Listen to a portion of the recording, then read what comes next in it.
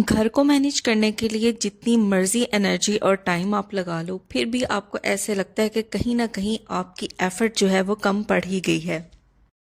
हम home makers हमेशा ये कोशिश करती हैं कि हमारा घर जितना क्लटर फ्री लग सके उतना क्लटर फ्री लगे, लेकिन ये तभी होगा जब हम छोटे छोटे टिप्स को फॉलो करेंगे। तो चलिए स्टार्ट करते हैं आज की इस वीडियो को, स्पेशली होम मेकर्स के लिए, ताकि वो अपने टाइम और एनर्जी दोनों को सेव कर सकें।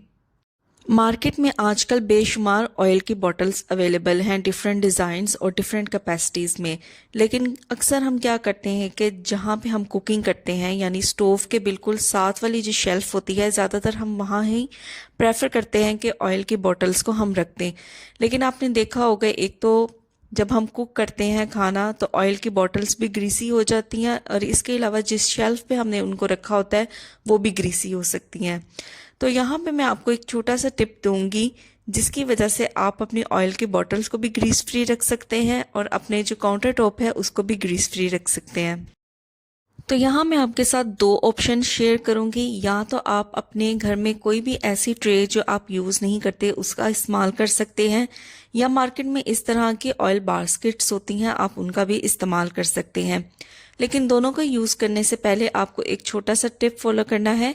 चाहे आप ट्रे यूज़ करें, चाहे आप बास्केट यूज़ करें, लेकिन सबसे पहले आपने इनकी बेस को कवर करना है। तो बेस को कवर करने के लिए यहाँ पे मैं टिश्यू पेपर का यूज़ कर रही हूँ। ये जो टिश्यू पेपर है ये मोटे वाला टिश्यू पेपर है और ये इसके अंदर बहुत अच्छी एब्जॉर्प्टिव कैपेसिटी होती है। इसके अलावा आप एल्युमिनियम फॉइल का भी इस्तेमाल कर सकते हैं। तो मैं अल्टरनेटिव यूज़ करती हूँ, कभी मैं टिश्यू पेपर का यूज़ कर लेती हूँ, कभी मैं एल्युमिनियम फॉइल का यूज़ कर लेती हूँ। तो सिंपली अगर आप ट्रे का यूज़ कर रहे हैं, कोई भी पुराना ट्रे जो आपके घर में रखा हुआ है, आप ऑयल बॉटल्स को रखने के लिए उसको यूज़ कर सकते हैं। लेकिन सबसे पहले इस तरीके से टिश्यू पेपर या एल्युमिनियम फॉइल आप उसके ऊपर बिछा लें। उसके बाद आपकी जितनी भी ऑयल की बॉटल्स हैं या कंटेनर्स हैं उनको आप इजीली इसके ऊपर रख सकते हैं। तो बिल्कुल ये मैसी भी नहीं लगेगा और आपका जो काउंटर टेप टॉप है वो भी बिल्कुल ग्रीस फ्री रहेगा। तो ये फर्स्ट ऑप्शन है। लेकिन जो सेकंड ऑप्शन है इसको मैं यूज़ करती हूँ। तो मैंने इस तरीके का ये बास्केट है वो परचेज़ किया हुआ है ऑयल की जो बॉटल्स हैं उनको रखने के लिए। तो सिंपली यहाँ पे भी मैं क्या करूँगी कि सबसे पहले इसकी बेस के ऊपर मैं टिश्यू पेपर लगा दूंगी। आप चाहे तो एल्युमिनियम फॉइल भी लगा सकते हैं। उसके बाद जितनी भी ऑयल बॉटल्स हैं वो मैं इसके ऊपर रख दूंगी। इस तरीके से अगर ऑयल बॉटल्स के ऊपर थोड़ा बहुत ऑयल लगा भी रहता है तो वो टिश्यू पेपर एब्जॉर्ब कर लेगा और आपका जो काउंटर टॉप है वो बिल्कुल नीट एंड क्लीन रहेगा। तो ज़रूर आप इन दोनों में से कोई एक ऑप्शन चूज़ कर सकते हैं। सेकेंडली, हमारे घर में जो कपड़े हैं वो तो रोज़ इस्त्री होते हैं, हस्बैंड के ऑफिस के लिए, बच्चों के लिए और ख़ुद के लिए। लेकिन हम क्या करते हैं कि जो आयरन स्टैंड होता है वहाँ पे हम कपड़ों को आयरन करने के बाद इस्त्री को बिल्कुल इसी तरीके से रख देते हैं। इसकी वायर इधर उधर बिखरती रहती है और दूसरा ये है कि ये फोल्ड हो जाती है, जिसकी वजह से इसकी जो वायर है वो ख़राब होने के भी चांसेस होते हैं। तो यहाँ पे हम यूज़ करेंगे टिश्यू पेपर रोल का, ताकि हम जो आयरन की वायर है उसको अच्छे तरीके से समेट सके। तो किस तरीके से यूज़ करेंगे चलिए मैं आपको बताती हूँ। जैसे ही आप कपड़े प्रेस कर लें उसके बाद आपको अच्छे तरीके से जो आयरन की वायर है उसको फोल्ड कर लेना है। फोल्ड करने के बाद सिंपली हमने क्या करना है, इस वायर को हमने समेटना है और समेटने के लिए हम यहाँ पे यूज़ करेंगे टिश्यू पेपर रोल का। तो देखें, जो भी इस वायर हमने समेटी उसको टिश्यू पेपर रोल के अंदर हम इस तरीके से फिक्स कर देंगे। उसके बाद जो ऊपर आयरन का हैंडल होता है वहाँ पे हम इस पूरे के पूरे टिश्यू पेपर रोल को एडजस्ट कर लेंगे। तो इस तरीके से आप देखेंगे कि आपका जो आयरन स्टैंड है वो बिल्कुल भी मैसी नहीं लगेगा और बहुत नीट एंड क्लीन लुक आएगी, और आपकी जो आयरन की जो वायर है वो भी बिल्कुल ख़राब नहीं होगी। तो देखा, छोटे छोटे टिप्स हैं जिनको फॉलो करने से आप अपनी एनर्जी, टाइम तो सेव करते हैं लेकिन अपनी चीज़ों को भी महफूज बनाते हैं। तो चलिए देखते हैं आज की वीडियो का नेक्स्ट टिप क्या है। हम मंथली ग्रॉसरी करें या वीकली ग्रॉसरी करें, लेकिन कुछ चीज़ें ऐसी होती हैं जो हमें बल्क में ला के रखनी पड़ती हैं। जैसे कि खड़े मसाले, दालचीनी हो गई, लौंग हो गया, काली मिर्च हो गई, बादियान के फूल हो गए।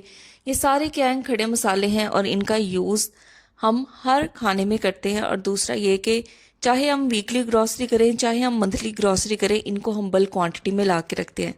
लेकिन मेन मसला आता है इनकी स्टोरेज का। तो स्टोरेज हम इनको कैसे कर सकते हैं बगैर पैसे खर्च किए, घर की ही चीज़ों को हम इस्तेमाल करेंगे ताकि अच्छे तरीके से हम इन्हें स्टोर भी कर सकें और ये हमें इजीली विजिबल भी हो सके। तो देखिए, हम जैम्स की बोतल्स लाते हैं और जब जैम्स की बोतल ख़त्म हो जाती हैं तो मैं इनको बिल्कुल भी डिस्कार्ड नहीं करती। इस तरीके से मैं इनको आहिस्ता आहिस्ता इकट्ठा करना स्टार्ट कर देती हूँ। अच्छे तरीके से वॉश करके मैं इनको रख देती हूँ। और दूसरा ये कि इस तरीके के जो प्लास्टिक के कंटेनर्स आते हैं, जब भी हम फूड ऑर्डर करते हैं बाहर से, इसके अंदर रायता या सैलड वगैरह होता है, तो इनको भी मैं बिल्कुल डिस्कार्ड नहीं करती।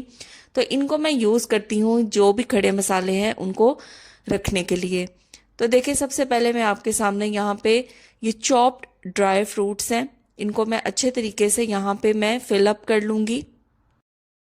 इसी तरह देखिए, सब्ज़ इलायची है, उनको भी मैं इस तरीके से प्लास्टिक के ये जो डिस्पोजेबल कंटेनर हैं उनके अंदर फिलअप करके मैं रख देती हूँ।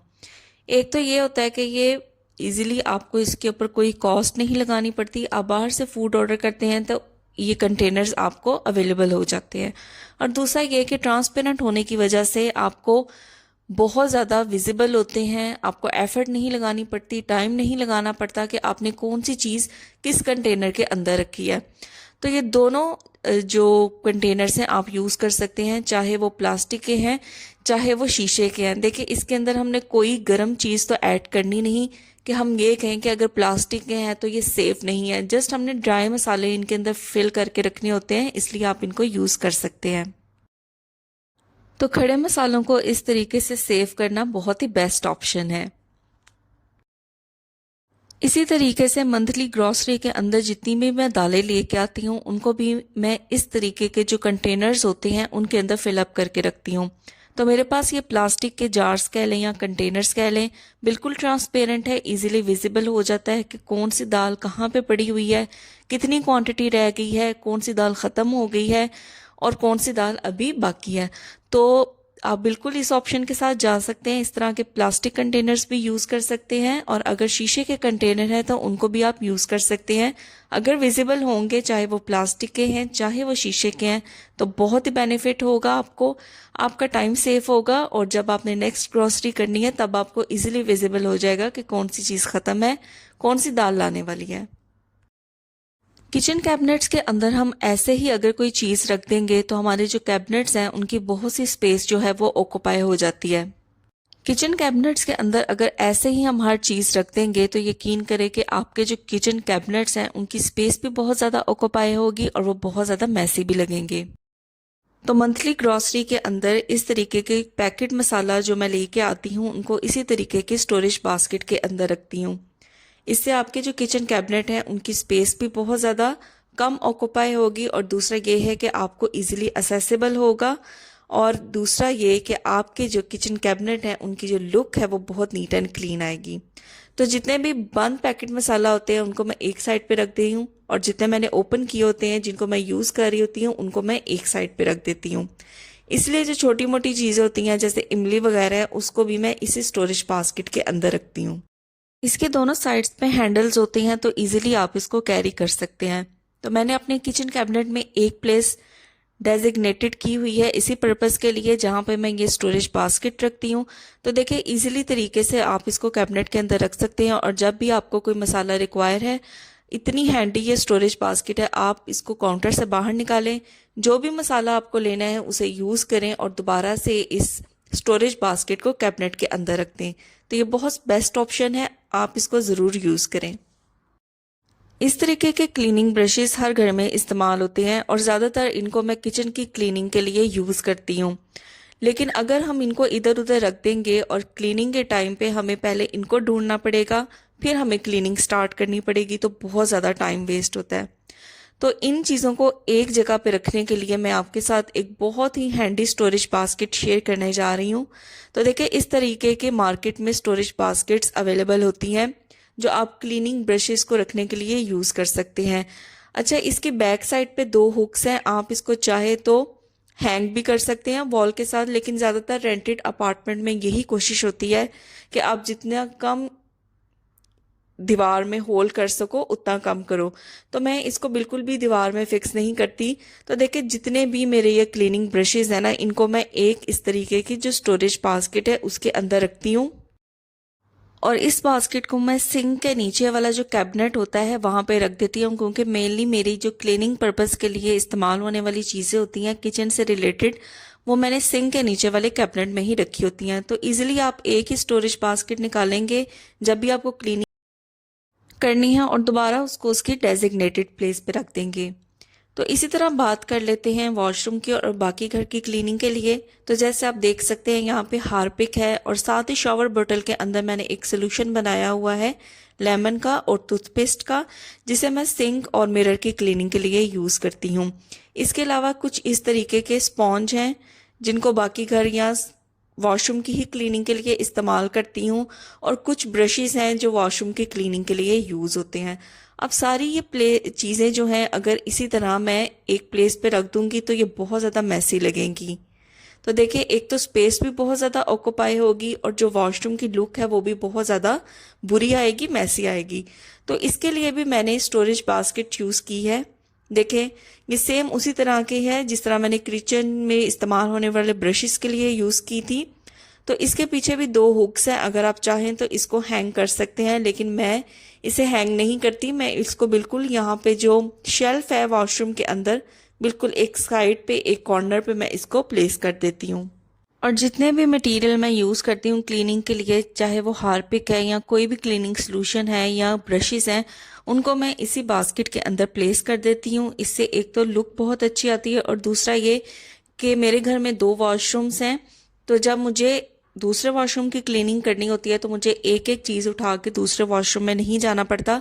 सिंपल मैं इस बास्केट को उठाती हूँ और दूसरे वॉशरूम में ले जाती हूँ। तो बहुत ही ज़्यादा हैंडी रहती है, और आप देख सकते हैं कि जो पहले मैस आपको नज़र आ रहा था वो बिल्कुल भी अब नज़र नहीं आएगा, देखने में भी अच्छा लगेगा और क्लटर फ्री भी लगेगा। तो ये थे मेरे कुछ टिप्स एंड ट्रिक्स जो होम मेकर्स के लिए बहुत ही ज़्यादा बेनिफिशियल हैं। तो मैं उम्मीद करती हूँ कि ये वीडियो आपके लिए बहुत ज़्यादा फ़ायदेमंद साबित होगी। तो वीडियो पसंद आई है तो वीडियो को लाइक, शेयर और कमेंट ज़रूर करिएगा। चैनल पे नए हैं तो चैनल को ज़रूर सब्सक्राइब किएगा, और बेल नोटिफिकेशन को भी ज़रूर प्रेस किए, ताकि मेरी हर आने वाली जो वीडियो है उसकी नोटिफिकेशन आप तक पहुँचे। Till then take care, bye bye.